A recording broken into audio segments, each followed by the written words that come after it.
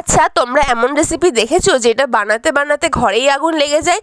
সে তো সাংঘাতিক কাণ্ড। আজকে তোমাদের সাথে সাংঘাতিক কাণ্ড তো শেয়ার করব, তার সাথে এই কিউট কিউট ইডলি রেসিপিটাও আমি শেয়ার করব। ইডলি বানাবো, সেই জন্য এখানে আমি 2 বাটির মতন সুজি নিয়েছি। পরিমাণটা তোমরা দেখে শুনে নিও। তারপরে আমি সেই বাটিতেই ছোট বাটির 1 বাটি বিনস নিয়েছি। এই ইডলির মধ্যে তোমরা ভরপুর সবজি পেয়ে যাবে। তারপরে এখানে আমি গ্রেট করা গাজর নিয়েছি, তোমরা চাইলে ছোট ছোট করে কেটেও নিতেও পারো।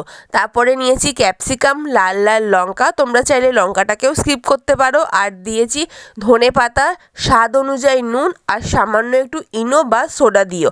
আমি সোডাটাই দিয়েছিলাম। তারপরে এখানে নিয়েছি ছোলার ডাল বাটি ভর্তি করে, আমার ছোলাটা বেশি থাকবে ভালো লাগে। তারপরে এখানে আমি 1.5 বাটির মতন টক দই নিয়েছি। এবার এই ইডলিতে আমি ফোড়ন দেবো, তার জন্য সাদা তেল নিয়েছি, ফোড়নে দিয়েছি জিরে, কালো সর্ষে আর কারি পাতাটা যখন দিয়েছি হঠাৎ একদম এরকম আগুন হয়ে গেছে, আমার খুবই ভয় লেগে গিয়েছিল। আসলে কি হয়েছে, খুন্তিটা ছোট পড়ে গেছে, তেলটা বেশি হয়ে গেছে।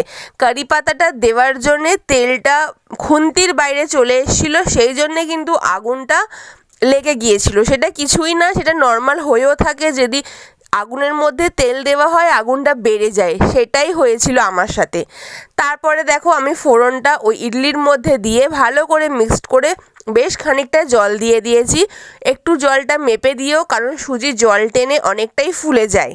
আর তোমরা এই ইডলির ব্যাটারটা দেখলেই বুঝতে পারবে এর মধ্যে কতটা সবজি আছে। এটা হলো অনেক হেলদি, তার সাথে টেস্টি, বড় থেকে ছোট সবার জন্যে।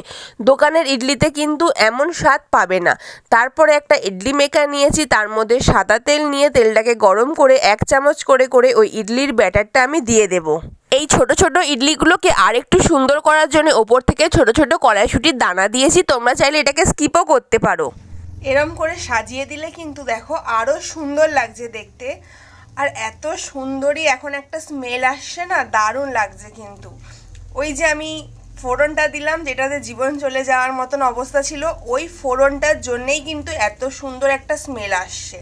এই ইডলির মধ্যে আরেকটু কায়দা করব, তার জন্য এখানে নিয়েছি সিমুই।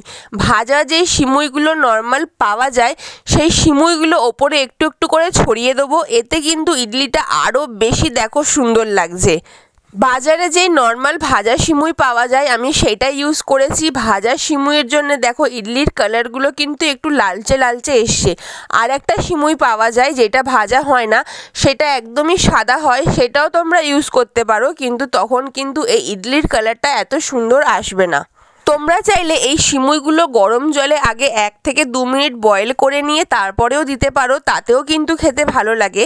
আর ডাইরেক্টলি দিলে কিছুটা অংশ নরম হয় আর কিছুটা অংশ অনেকটা ক্রিস্পি থাকে, সেটাও কিন্তু বেশ ভালো লাগে। তোমরা দুভাবেই করতে পারো।